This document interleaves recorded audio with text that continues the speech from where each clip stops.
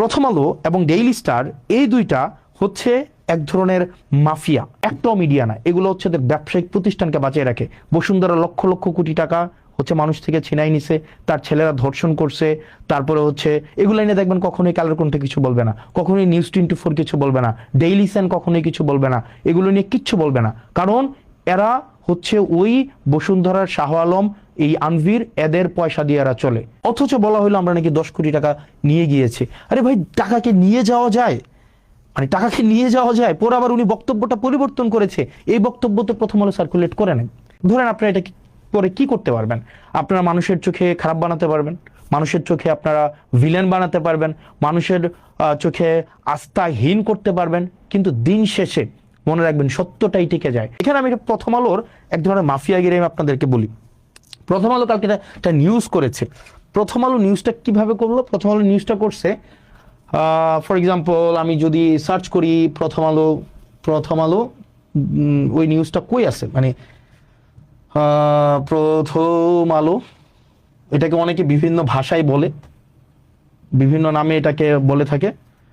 ওখানে আমাকে নিয়ে গতকাল একটা নিউজ করলো না, যে কি যেন, এটা সার্চ কেমনে করে বের করবো বলো তো, খুঁজুন। ওই যে মানে প্রকল্পের কি বলা যায় এটাকে, মানে 10 কোটি টাকা 25 কোটি টাকা হাসনাত এবং আসিফ মেরে দিয়েছে, এটা কই?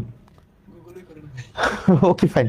ওখানে আপনি যদি নিউজটা দেখেন, নিউজটা হচ্ছে কি, প্রথম আলো নিজে বলতেছে না, প্রথম আলো কার মাধ্যমে বলতেছে, নিউজটা হচ্ছে এরকম, 25 কোটি টাকা তুলে নিয়ে গিয়েছে, এই টাইপের কোনো কিছু একটা, মানে ব্যাপারটা, এবং কলম দিয়ে লিখেছে এটা প্রথম আলোর বক্তব্য না, এটা জেলা প্রশাসকের বক্তব্য। যেমন এই জিনিসটা এভাবে হইতে পারতো। ধরেন আমরা যদি মাঝে মাঝে এই মিডিয়া মাফিয়াগুলো, যেমন এরা কিন্তু মিডিয়া না, মানে ধরেন নোয়ান চমস্কির একটা বই আছে, মানে কনসেন্ট ম্যানুফ্যাকচার, আপনি দেখবেন সেখানে বলা হয় যে মিডিয়া যে স্বতন্ত্রভাবে মানুষকে মিডিয়া আকারে সে হচ্ছে আপনাকে কোনো তথ্য দেয়, ব্যাপারটা এমন না, তার একটা আদর্শিক বায়াসনেস থাকে এবং সে সোসাইটির সাথে সে পলিটিক্যাল পেনিট্রেশন করে।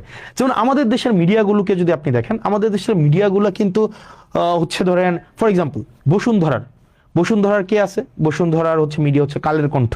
কিছুদিন আগে দেখবেন এই কালের কণ্ঠ না, আপনি দেখবেন বসুন্ধরার যত ব্যবসায়িক স্বার্থ সেগুলোকে সংরক্ষণ করে হচ্ছে আপনার Kaler Kantho, news 24, Daily Sun, এগুলো হচ্ছে বসুন্ধরার যত কাজ, এগুলো হচ্ছে আপনার এক ধরনের পাহারাদার হিসাবে কাজ করে।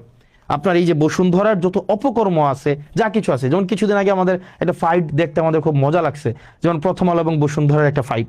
যেমন প্রথম আলো লিখছে কালের কণ্ঠে বসুন্ধরা গ্রুপ রাষ্ট্রের ভিতরে আরেক রাষ্ট্র, তখন আবার কালের কণ্ঠ আবার প্রথম আলোর বিরুদ্ধে হচ্ছে নিউজ করছে। যেমন নিউজ